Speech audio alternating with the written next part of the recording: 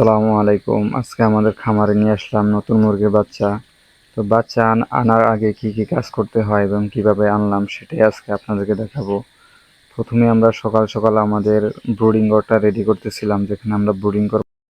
তো আমরা প্রথমে কাঠের ভুসিগুলা বিছিয়ে দিলাম, তার উপরে একটা বিছানা চাদর দিলাম।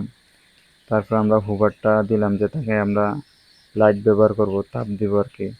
তো সেটা আমরা লাগানোর পরে সেটাও সুন্দরভাবে লাগিয়ে নিলাম। তারপরে আমরা বোর্ড দিয়ে চারপাশ ঘেরাও করে দিলাম, যাতে এটার ভিতরে বাচ্চাগুলো থাকে এবং আমরা এটুকু জায়গার ভিতরেই বাচ্চাগুলো ব্রুডিং করব। তারপর আমরা উপর দিয়ে পেপার বিছিয়ে দিলাম। এই পেপারের উপরে আমরা বাচ্চাগুলো 3 দিন রাখবো। পেপার কিন্তু আবার দৈনিক 2বার করে আবার এগুলা পরিষ্কার করে দিতে হবে।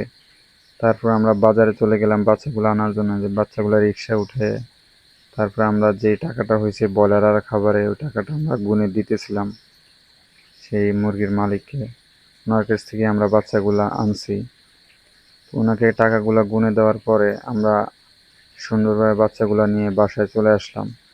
বাসায় চলে আসার পরে যে বাচ্চাগুলো আমরা গুনে গুনে ব্রুডিংয়ের ভিতরে দিতেছি, বাচ্চাগুলো আসলেই দেখতে অনেক সুন্দর। আর এই বাচ্চাগুলো কিন্তু ব্রয়লার মুরগির বাচ্চা।